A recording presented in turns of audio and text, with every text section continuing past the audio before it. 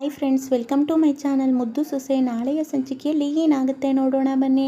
ಶುರುವಿನಲ್ಲಿ ಈ ಕಡೆ ವಿದ್ಯಾಗಂತೂ ತುಂಬಾ ಖುಷಿ ಆಗ್ತಾ ಇರುತ್ತೆ. ಚಂಪಾ ಅಂತೂ ಇದೇನು ವಿದ್ಯಕ್ಕ, ಹೊಟ್ಟೆಯಲ್ಲಿ ಮಗು ಅಂತೂ ತುಂಬಾ ಏನು ಆ ಕಡೆಯಿಂದ ಈ ಕಡೆಗೆ ಓಡಾಡ್ತಾ ಇದೆ ಅಲ್ವಾ ಅಂತ ಹೇಳ್ತಾರೆ. ಆಗ ಸರು ಕೂಡ ಹೌದು ವಿದ್ಯಕ್ಕ, ತುಂಬ ಸಾನೇ ಖುಷಿ ಆಗ್ತೈತೆ ನೋಡು, ಕೈ ಇಟ್ಟಿದ್ರೆ ಹೇಗೆ ಮೂವ್ ಆಗ್ತಾ ಇದೆ, ತುಂಬ ಖುಷಿ ಆಗ್ತಾ ಇದೆ ಅಲ್ವಾ ಅಂತ ಹೇಳ್ತಾರೆ. ಆಗ ವಿದ್ಯೆನೂ ಕೂಡ ಹ್ಞೂ ಕಣೆ, ನಂಗೆ ನಂಬಕ್ಕೆ ಆಗ್ತಿಲ್ಲ, ಇಷ್ಟು ಚೆನ್ನಾಗಿ ಹೊಟ್ಟೆಲಿ ಓಡಾಡ್ತಾ ಇದೆಯಾ ಅಂತ ಹೇಳಿ ಖುಷಿಯಿಂದ 3 ಜನ ಮಾತಾಡ್ತಾ ಇರ್ತಾರೆ. ಆದರೆ ಇದನ್ನೆಲ್ಲ ಭದ್ರ ಕೇಳಿಸ್ಕೊತಾ ಇರ್ತಾರೆ. ಅಯ್ಯಯ್ಯೋ, ವಿದ್ಯಾ ಹೊಟ್ಟೆಯಲ್ಲಿ ಮಗ ಓಡಾಡ್ತಾ ಇದೆ, ಆದರೆ ಅದು ನನ್ನ ಮಗ ತಾನೇ, ನನಗೂ ಮುಟ್ಟಬೇಕು ಅಂತ ಆಸೆ ಆಗ್ತೈತೆ ಅಂತ ಭದ್ರ ಯೋಚನೆ ಮಾಡ್ತಾರೆ.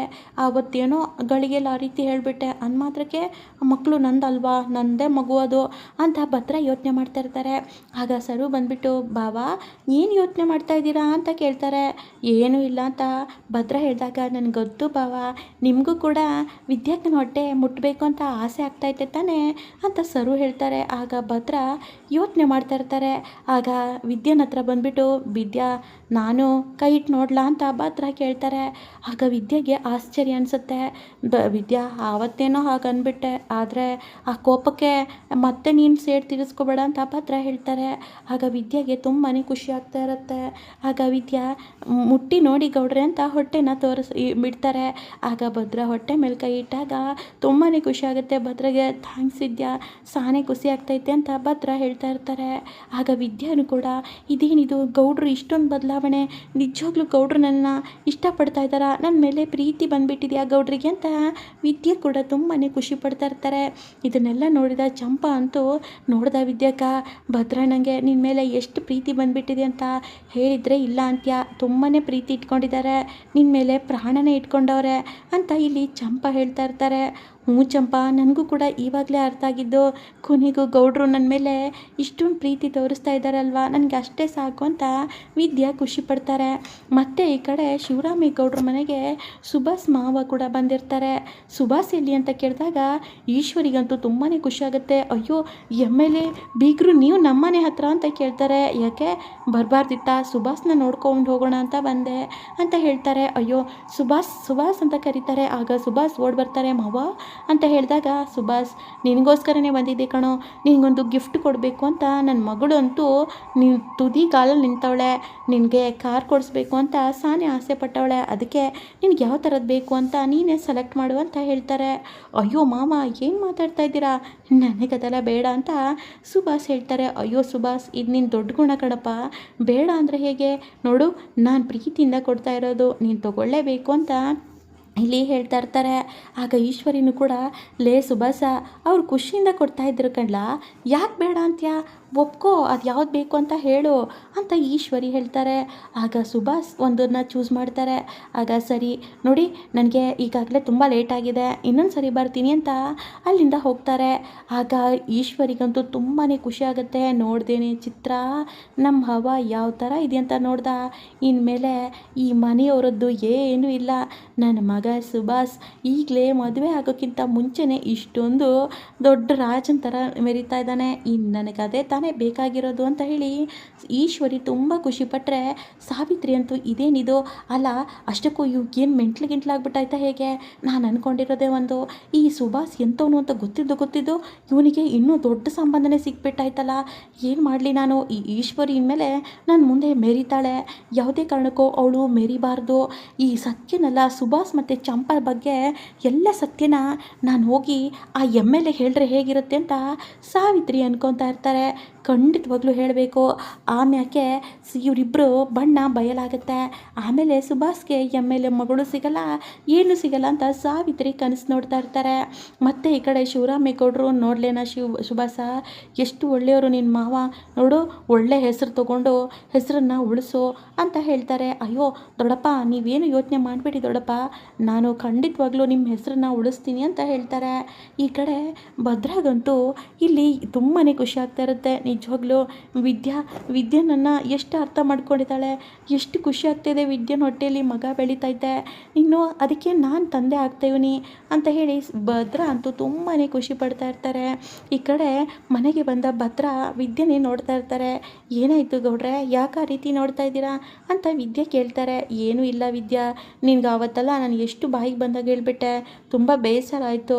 ಆವತ್ತೇನೋ ಬಾಯಿ ತಪ್ಪಿ ಹೇಳಿದ್ದಕ್ಕೆ ದಯವಿಟ್ಟು ನನ್ನನ್ನು ಕ್ಷಮಿಸು ವಿದ್ಯಾ ಅಂತ ಹೇಳ್ತಾರೆ. ಅಯ್ಯೋ ಗೌಡ್ರೆ, ಇವಾಗಾದರೂ ನಿಮಗೆ ತಪ್ಪಿನ ಅರಿವಾಗಿದೆಯಲ್ವಾ, ಅಷ್ಟೇ ಸಾಕು ಗೌಡ್ರೆ ನನಗೆ ಅಂತ ವಿದ್ಯಾ ಹೇಳ್ತಾರೆ. ಈ ಕಡೆ ವಿದ್ಯೆಗೆ ಭದ್ರ ಮೇಲೆ ತುಂಬಾ ಪ್ರೀತಿ, ಆದರೆ ಭದ್ರಾಗಂತೂ ವಿದ್ಯೆನ ಮೇಲೆ ತುಂಬಾ ಕಾಳಜಿ ಶುರುವಾಗಿದೆ. ಭದ್ರ ಕೊನೆಗೂ ತನ್ನ ಮಗು ಅಂತ ಒಪ್ಕೊಂಡಿದ್ದಾರೆ. ಅದೇ ರೀತಿ ವಿದ್ಯೆನ ತುಂಬ ಪ್ರೀತಿಯಿಂದ ನೋಡ್ಕೊತಾ ಇರ್ತಾರೆ. ಇದನ್ನೆಲ್ಲ ನೋಡಿ ಚಂಪಾ ಮತ್ತು ಸರುಗೆ ತುಂಬಾ ಖುಷಿ ಆಗ್ತಾ ಇರುತ್ತೆ. ಸರುಗಂತೂ ಅಪ್ಪ ಈ ಖುಷಿನ ಆದಷ್ಟು ಬೇಗ ಅಮ್ಮ ಹೇಳ್ಕೋಬೇಕು, ಆಗಲೇ ಅಮ್ಮನೂ ಕೂಡ ತುಂಬಾ ಖುಷಿ ಪಡ್ತಾರೆ ಅಂತ ಸರು ಅನ್ಕೊತಾ ಇರ್ತಾರೆ.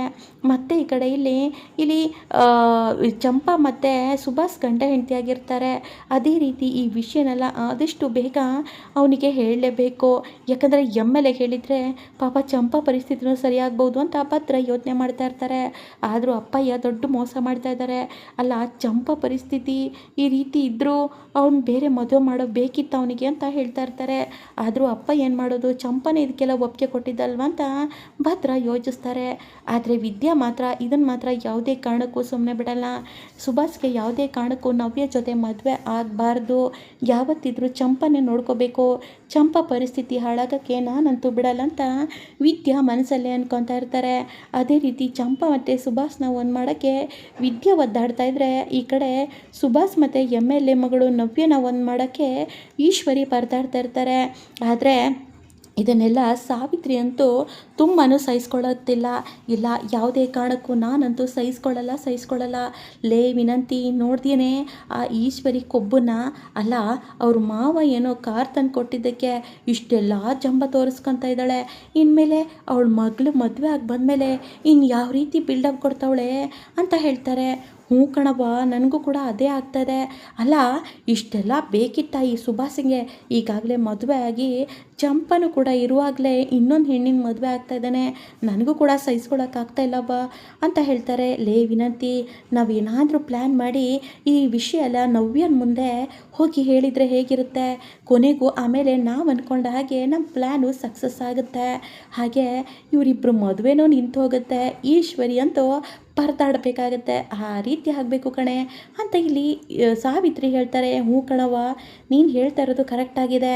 ನಾವು ಆ ರೀತಿ ಮಾಡಿದರೆ ಖಂಡಿತವಾಗ್ಲೂ ನಾವು ಅಂದ್ಕೊಂಡಾಗೆ ಆಗುತ್ತೆ. ಈಶ್ವರಿ ಅತ್ತೆ ಅಂತೂ ಖಂಡಿತವಾಗ್ಲೂ ಆಮೇಲೆ ಕಣ್ಣೀರು ಹಾಕ್ತಾ ಇರಬೇಕಾಗತ್ತೆ ಅಂತ ವಿನಂತಿ ಹೇಳ್ತಾರೆ. ಹೌದು, ಇದು ಮಾಡೇ ಮಾಡ್ತೀನಿ ಅಂತ ಹೇಳಿ ಕೋಪ ಮಾಡ್ಕೊತಾರೆ ಸಾವಿತ್ರಿ. ಈ ಕಡೆ ಅಜ್ಜಮ್ಮಗೆ ಸ್ವಲ್ಪನೂ ಇಷ್ಟ ಇರ್ತಾರಲ್ಲ, ಇದೇನಿದು ಈ ಸುಭಾಷ್ ನೋಡ್ತಾ ಇದ್ದರೆ ತುಂಬಾ ಕೋಪ ಬರ್ತಾ ಇದೆ. ಅಲ್ಲ, ಹೋಗಿ ಆ ಎಮ್.ಎಲ್.ಎ ಮಗಳನ್ನ ಮದುವೆ ಆಗೋಕ್ಕೆ ಹೆಂಡತಿ ಇರುವಾಗಲೇ ಇನ್ನೊಂದು ಮದುವೆ ಬೇಕಿತ್ತ ಇವನಿಗೆ? ಮುತ್ತಿನಂತ ಹೆಂಡತಿ, ಪಾಪ ಚಂಪನ ಪರಿಸ್ಥಿತಿ ಏನಾಗುತ್ತೋ ಅಂತ ಸಾನೇ ಭಯ ಆಗ್ತೈತೆ ನನಗೆ. ಹೇಗಾದರೂ ಮಾಡಿ ಇವರಿಬ್ಬರನ್ನ ಒಂದು ಮಾಡೋಣ ಅಂತ ನಾನು ಎಷ್ಟು ಕಷ್ಟಪಟ್ಟಿದ್ದೆ, ಎಲ್ಲ ಹಾಳಾಗೋಯ್ತು ಅಂತ ಇಲ್ಲಿ ಅಜ್ಜಮ್ಮ ಯೋಚನೆ ಮಾಡ್ತಾ ಇರ್ತಾರೆ. ಈ ಕಡೆ ಭದ್ರಗೆ ಇಲ್ಲಿ ವಿದ್ಯೆಯ ಮೇಲೆ ಪ್ರೀತಿ ಶುರುವಾಗಿದ್ದನ್ನು ನೋಡಿ ಅಜ್ಜಮ್ಮಗಂತೂ ಇನ್ನಷ್ಟು ಖುಷಿ ಆಗ್ತಾ ಇರುತ್ತೆ. ಕೊನೆಗೂ ಇಲ್ಲಿ ಭದ್ರ ವಿದ್ಯೆನ ಹೊಟ್ಟೆಲಿರೋ ಮಗು ತಂದೆ ಅಂತ ಒಪ್ಕೊಂಡಾಯಿತು. ಮುಂದೆ ಏನಾಗುತ್ತೆ, ಇವರಿಬ್ಬರನ್ನ ದೂರ ಮಾಡೋಕ್ಕೆ ಯಾರಿಂದನೂ ಕೂಡ ಸಾಧ್ಯ ಆಗಲ್ಲ. ಮುಂದಿನ ವಿಡಿಯೋದಲ್ಲಿ ಏನಾಗುತ್ತೆ ಅಂತ ಕಾದು ನೋಡೋಣ. ವಿಡಿಯೋ ಇಷ್ಟ ಆದಲ್ಲಿ ಒಂದು ಲೈಕ್ ಮಾಡೋ ಮಾತ್ರ ಮರಿ.